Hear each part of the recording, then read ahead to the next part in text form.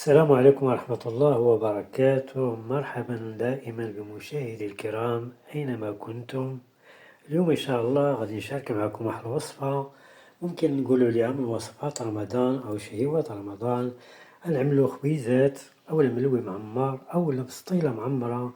هي بحال طريقة البسطيلة، هي غنعملوها بالملوي إن شاء الله، بالطوراق ديال الملوي وبحشوة لذيذة وبسيطة وممكن تكون اقتصادية. هي طريقة ما نكتبش عليكم راه كتشد شوية الوقت وشوية الصبر باش حتى الحاجة الزوينة راه كتبغي الصبر. فما نقول لكمش راه غادي تتوجد في 5 دقائق، وإنما راه كتاخد شوية الوقت والنتيجة كتكون روعة. وهادشي إن شاء الله غيصلح في رمضان الكريم بإذن الله. فبقاو معايا من الأول حتى الآخر باش نشرح لكم هاد الوصفة هادي وكاع المراحل تقريبا مهمة في الوصفة. وشكرا جزيلا، ونبدأ إن شاء الله الطريقة والمقادير. معكم أنا غنقطع معكم شي وحيدة وغتشوفوا التقرميشة غتسمعوها.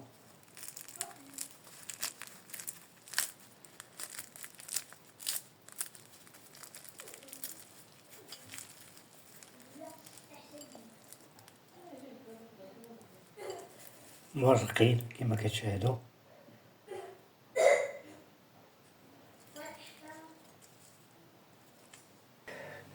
هنا 4 كؤوس ديال الدقيق غنغلبلهم هنا، وعندي نص كاس على جنب يعني 400 غرام، وهاد نص كاس هي 450. عندي هنايا ملعقة صغيرة مع مراج ديال الملحة، وعندي ملعقة كبيرة ديال السكر حبيبات، وعندي نص كيس، هذا غير نص يعني 4 غرام ديال خميرة الحلويات.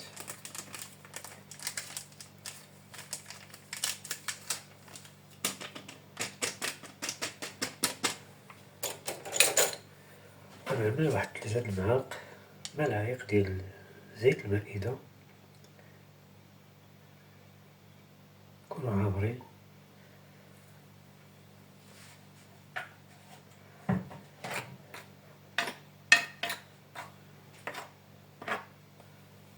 من بعد غادي نجمعو العجين ديالنا بالماء ماء عادي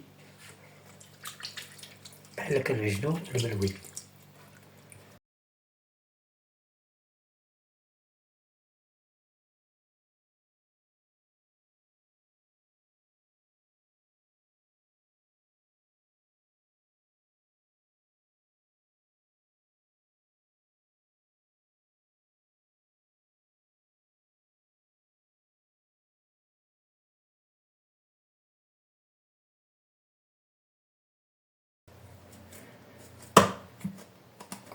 هنا غادي ندهنوها واحد شوية الزيت باش متلصق ليناش.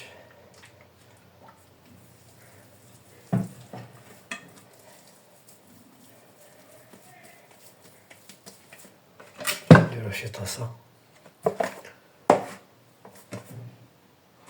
نسدو عليها نخليوها واحد الساعة بالمكانة ولا كتر. نبداو الحشوة ديالنا. عندي هنايا واحد 2 بصلات وسطين، يعني تكون عندنا هنا واحد 300 400 غرام ديال البصلة.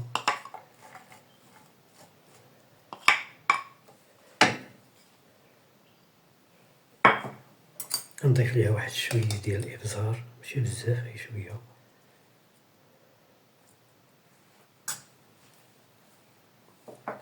واحد شوية المليحة،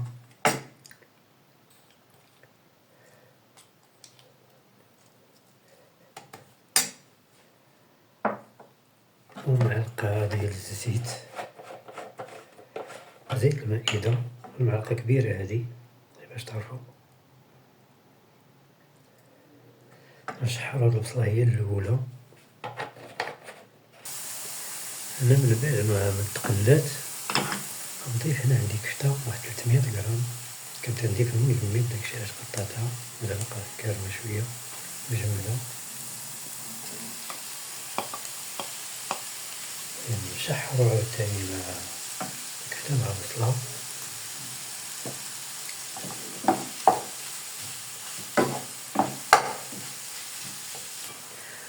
بعد ما شحرنا البصلة مع الكفتة هادي، عندي هنا واحد الفلفلة حمرا وحدة خضرا حلوين،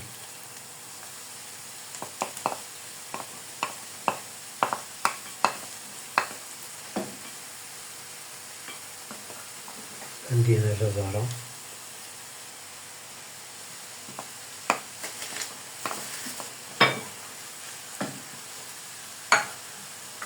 عندي الربيع بقدونس والقزبر،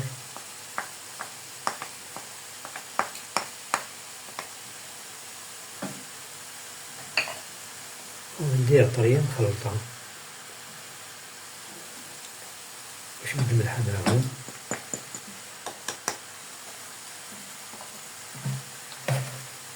وغنزيد نضيفو واحد معلقة ديال الزيت، وغنشحرو هادشي عاوتاني كامل.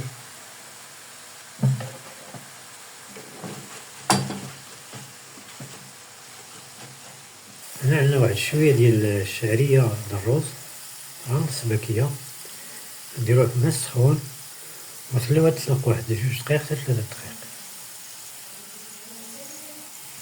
كما قلت لكم بعد واحد 3 دقايق كنديروها في الماء طايب، 3 دقايق هكذا كنحيدوها ونشفوها من الماء ونضيفوها للحشوة ديالنا، نحاولو نقطعوها مقص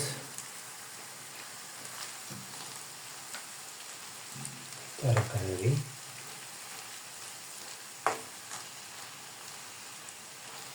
كانت عندكم الكمية كبيرة ممكن كثيرة ممكن ديرو باكية كاملة، يعني علبة كاملة.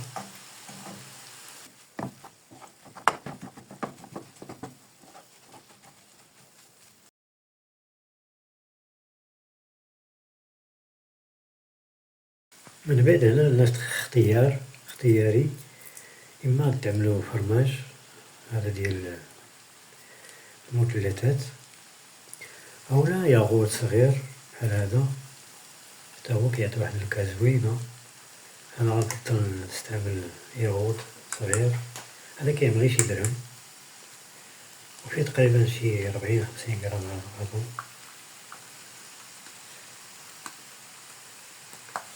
هذا ممكن تطفي دابا، نطفيو النار،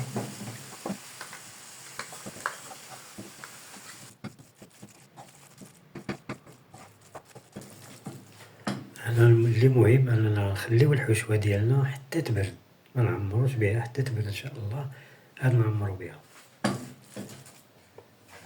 أنا من بعد واحد الساعة المكانة تقريبا أو أكثر نجبدو العجين ديالنا، كتشاهدو رطبة،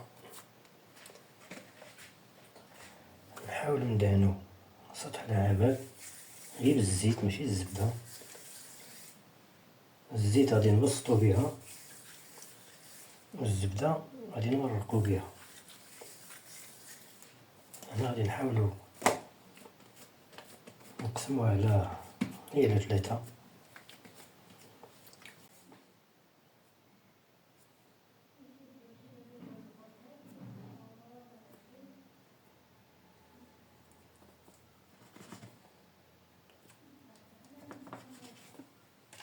نديرو 3 طريفات.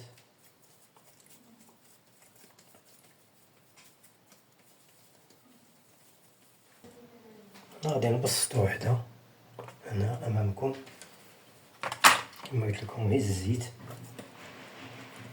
متبسطوش بالزبدة لأن الزبدة كتنشف وبهذا الحال.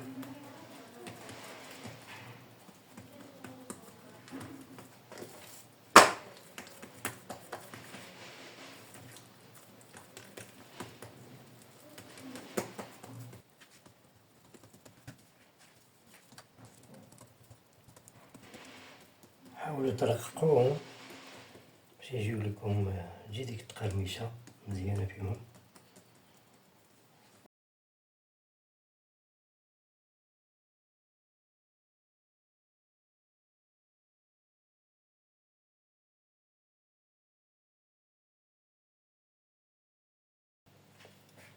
دابا غادي نحاولو ندهنو بالزبدة،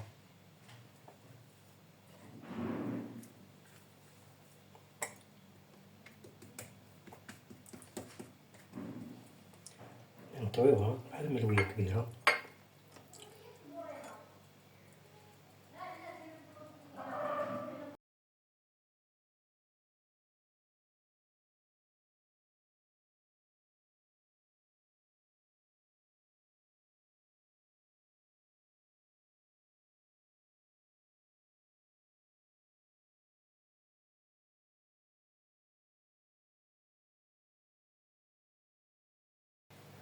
أنا حاولت سخنت شوية د الزبدة باش بارد الحال بالزربة كتنشف.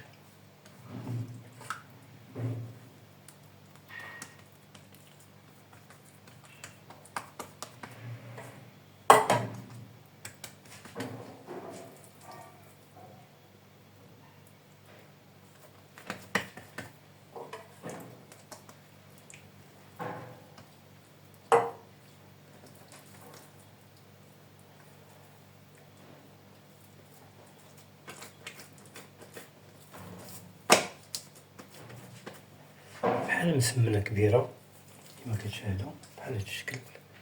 من بعد نحطو على جنب.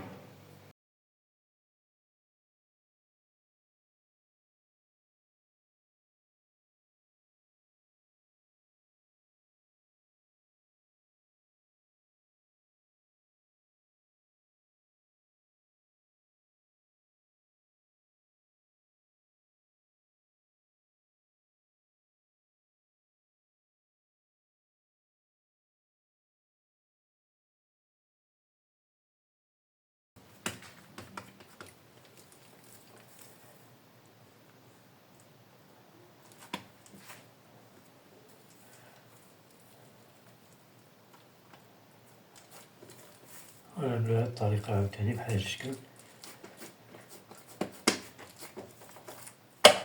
ونخليوها ونزيدو التانية التالتة، نحاولو نغطيوهم كما قلتلكم، غادي نخدمو بوحدة من الأولى.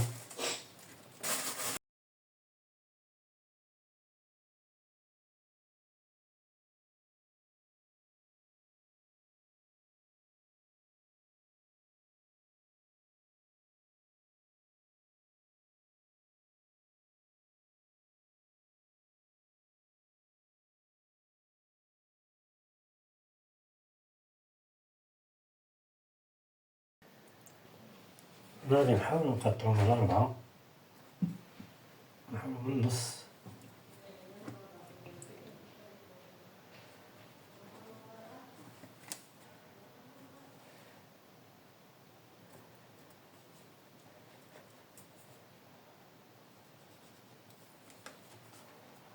على هاد الشكل هذا. دابا غادي نحاولو نعمرو. أنا غادي نعمر بهاد القالب هذا، ممكن تستعملو قفالة، ممكن تستعملو أي حاجة. ندهنوه بالزيت كما بغيتكم. نهزو العجينة ديالنا بحال هاد الشكل، نحاولو نحطوها غير بشوية باش متقطع ليناش. كما قلتلكم فيها الزبدة.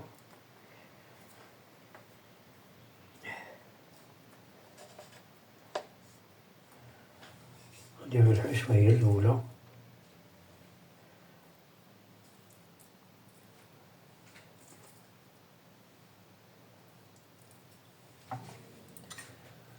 نقادو الحشوة ديالنا.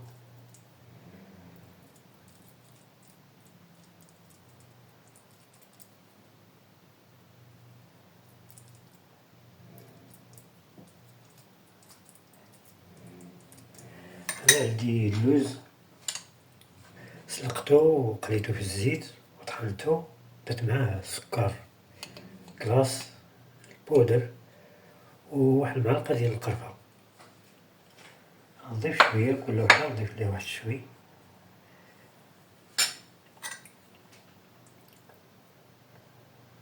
أنا ممكن تضيفو حوايج أخرين، تضيفو الزيتون، تضيفو أي حاجة.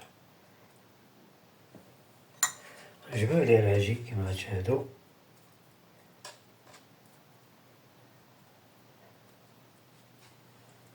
على هاد الشكل.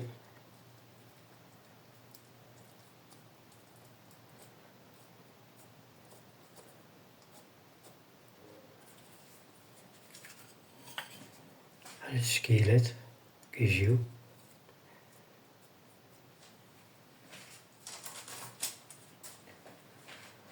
نعاودو واحدة أخرى.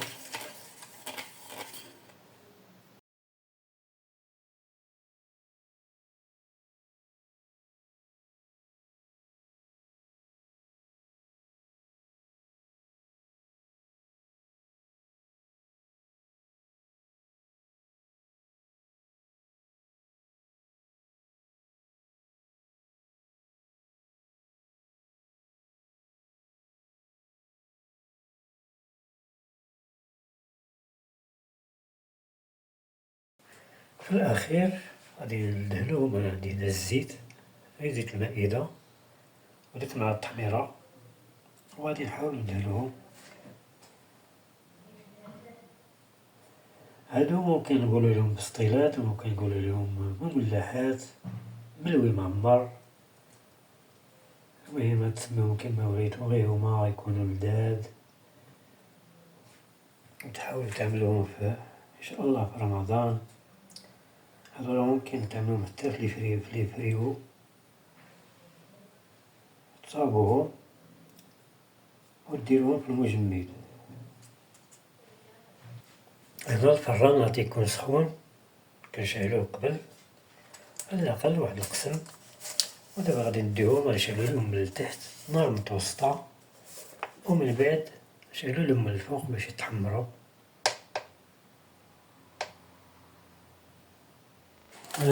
هما الكريسات ديالنا أولا السطيلات ديالنا أولا المعمرات ديالنا كيما حبكم نقولوها، كيما حبيتو، محمرين، درتهم شوية كبار. أنا غادي ندير لهم غير السكر كلاصي من الفوق، منديرش شي حاجة أخرى، يعني السكر بودرة كيما تيقولو. هذا هو التقديم النهائي ديال المعمرات ديالنا، أولا بسطيلات أولا بلوي معمر. نحاول نقطع معكم شي وحيدة، أنا غنقطع معكم شي وحيدة، وغتشوفو التقرميشة غتسمعوها.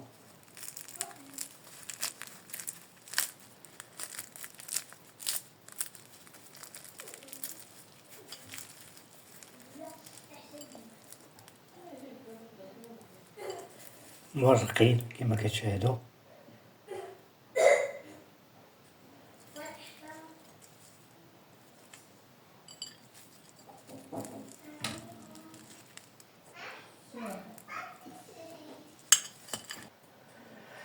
بالصحة والراحة. وصلنا لآخر الفيديو ديالنا، نتمنى تعجبكم الوصفة، ما تنسوش تدعمونا، وإلى فرصة قادمة إن شاء الله، والسلام عليكم ورحمة الله وبركاته.